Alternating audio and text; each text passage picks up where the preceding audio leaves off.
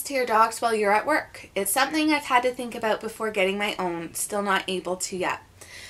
My dogs sleep while I'm at work. I take them for a half an hour walk in the morning before work. They get a half an hour walk when I get home from work. They also go to, we're very fortunate to have a dog park, which I think I've had at least one video of them at the dog park, and it's a huge conservation area. So it's not just like a penned-in enclosure. There's all these hiking trails and everything for them as well. And we're there at least twice a week, usually 4 or 5 times a week for about an hour so that they can just run. And honestly, I can tell you, because I know people who do doggy daycares and things like that, that when I'm on vacation, my dogs still sleep all day. Like, they get into that routine, and unless you're working really long hours, I don't think you really need to worry about it. When Genevieve was a puppy, my sister was in university, and our university is only about 10 minutes from us, so she came over to let Jen out and play with her a bit, because they do have more energy when they're younger. And I'm very fortunate that I only live about a 10-minute walk away from where I work, and I work 8-hour shifts, so that, you know, I walk them, I go to work, I walk them when I get home, and there's not really that extra time. Some people have to travel and everything. But yeah, that's what my dogs do. And what are your hobbies apart from animals? I really love photography. This year I've been kind of slacking, but I have a beautiful camera. It's a DSLR. I've got 4 lenses, and I love photography. I love crafts, although they're time consuming, and my pets are so time consuming I don't really have time for it much anymore. But recently I've taken up sewing and knitting. Sarah Sutton says, would you like any more pets?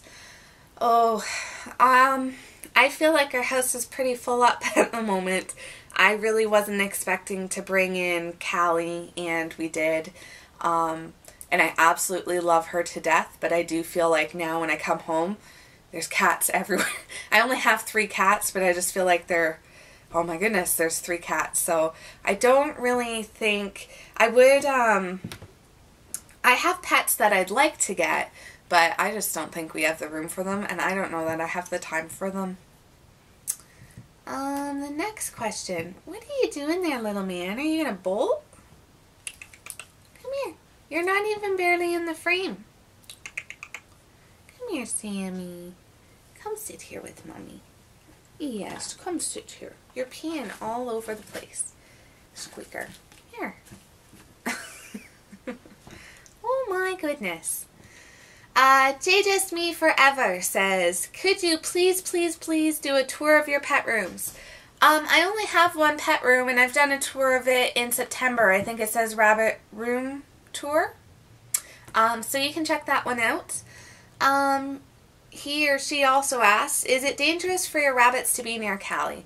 No, Callie's a sweetheart, and the most she does is she tries to play with them like she would play with my cats. My rabbits have been around cats their whole lives, so they're not scared of her. She actually, she loves to run through the tunnels, so I've noticed that she'll go creeping in the one side of the tunnel, and then Rocky comes running at her through the other side, and then they both like split, and so they're perfectly fine. I have watched her just because I was a little nervous. Sometimes cats, especially with her being outside, can feel more predatory, but she's not at all. She's so sweet. Is it dangerous for your dogs to be near Callie? No. My dogs get a little jumpy, and she hisses and swats at them, which I wish my other 2 would do so that they could all be around each other, but she's really good with them. Again, she lived outside, so who knows what she's, you know, run into or experienced, and but yeah, she's really good with them. The only pet that I'm worried about with her is my Parrot Ella, because I never had to worry about her before. Our cats that we had, Charlie and Indy, are scared of the dogs, so they never come downstairs when the dogs are there, and Ella's in the kitchen, so I just leave her door open while I was home and she could fly around. And we're having some problems because Callie's not scared to be downstairs, and of course I'm sure she's had eaten her fair share of birds when she was outside, and she just sits and watches her like 24/7. So obviously I haven't been able to let her out unless I close Callie in a room, and I feel bad closing Callie in a room because she's new to our family. So we're still trying to work that one out, but obviously I'm not going to let Ella be out when Callie could potentially hurt her. She also said, or he, I'm sorry, says, can you please do more if you visit the kittens? Of course I will. I miss them so much. Unfortunately, I don't think I'm going to be able to see Moxie Boo because, again, she's at my aunt's house and we're really not there. Like, the first time in like 8 or 10 years I've been there was actually this past June for my cousin's wedding shower, so I really don't think I'll get to see her that much, but I'm at my stepmom and dad's house, like, I don't know, about once a month, so when I go there I will definitely film her. My Pets 1031 says, what do you do with your dogs while you're gone at work or on vacation? Also, how do you afford hay for 4 buns? I can hardly afford 2. So I've already told you what I do when I'm gone at work. When I'm on vacation, they actually go to this wonderful in-home boarders called For the Love of Dogs In-Home Boarding. The reason I love her is because it's not a barn system or a kennel system, you know, where they're, the barn thing freaks me out because they take high numbers of dogs and they just let them run around all day, and I've actually heard that sometimes the dogs escape out of the barn. The basic concept is they're in this whole barn so they can play all day, but there's only so many people supervising. It makes me nervous on how safe that is because dogs can be very territorial. They're pack animals, and you know, sometimes there can be that fight for dominance. And then the kennel, when I go on vacation, I don't want to be worrying about my dogs. I don't want to be thinking about them being in this like long run all day because my dogs are so active that they would just be so lonely and depressed. So I found this in-home boarder who actually only takes about, I don't think she likes to have more than 6 or 8 dogs. Sometimes she gets 10. But she's got like a half an acre of land fenced off in her backyard. In the nighttime, the dogs sleep in the house. She has this whole converted garage that she calls a mudroom. So when it's rainy, they can play in there all day. But she does have the half acre fenced off. And last year, they actually added another area fenced in that has a pool for the dogs. So obviously they won't be doing that when we go to Disney World at the end of the month. The pool will be closed, but it's still an amazing place for them. And it's so weird when I come home, we pick them up and come home, and they're like completely exhausted. They sleep for a week, and you're expecting them to be all excited that you're home, and they could care less. They miss her. So we actually call them like Aunt Patty now and Uncle Brian because, you know, they're like their home away from home. Oh yeah, so how do you afford hay for 4 buns? Oh my goodness, I couldn't do it without finding a local farm. Actually, my farm isn't really local that I get my hay from, but I suggest you look into local farms in your area and try to find someone who will sell you hay for cheap. Most farmers will do it, and because honestly, especially once I got the guinea pigs who also consume hay on a daily basis, I was spending like $60 to $80 on hay every 2 to 3 weeks, and now I'm buying a bale of hay which costs me $20 every 3 months. Hi sweetie, what are you doing? Come here. Come here, Sammy. Oh, you're so sweet. Hi everybody, I'm back, and if you hadn't noticed, I've switched piggies. So now I've got Sir Phineas Fluffy Talks here.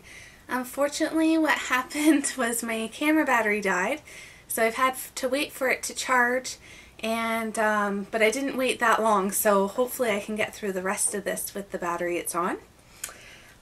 So Snowdrop Hedgie asks, which of your pets is the friendliest? Well, that definitely has to be Genevieve, our golden retriever. She has actually gone all the way around our lake at the cottage just to meet everybody. Then she says, which one is the most skittish? That would have to be probably Sir Samson McSpeakerbox, our guinea pig. I've only had him since February, so I find he's still quite jittery. And Finny's like that too. They're okay when they're on the floor and stuff, and they'll take treats out of my hands, but they don't really like to be pet or picked up too much.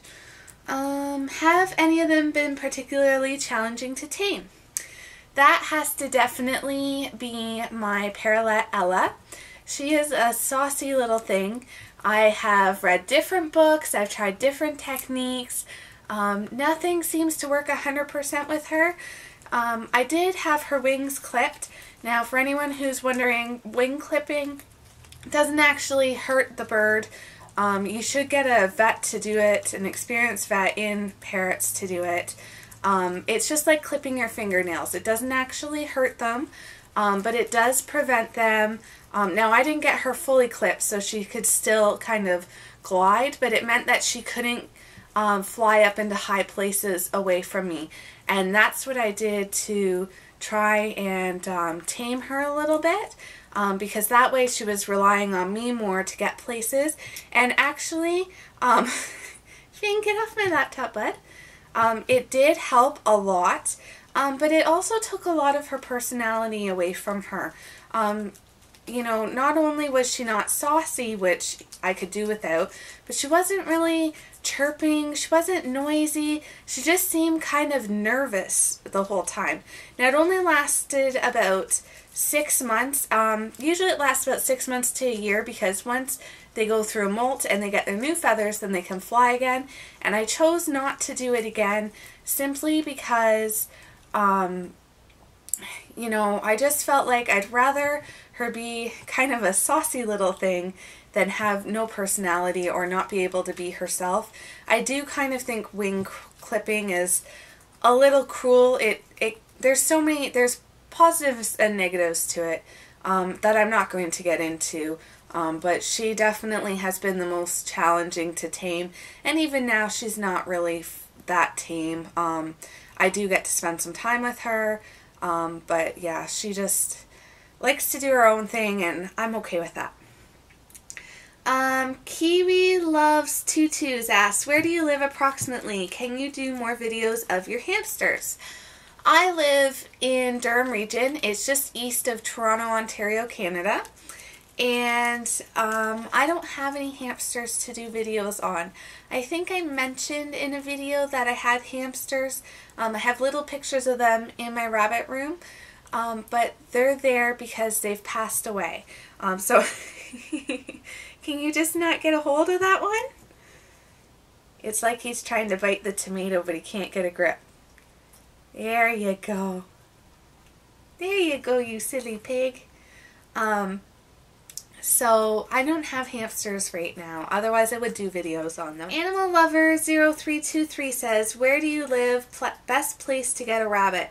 So I've already kind of said where I live. Best place to get a rabbit, I think, is from a rabbit rescue or your local shelter or RSPCA, just because they are the third most abandoned animals, and there's so many that need homes that I would encourage you to go to those places first.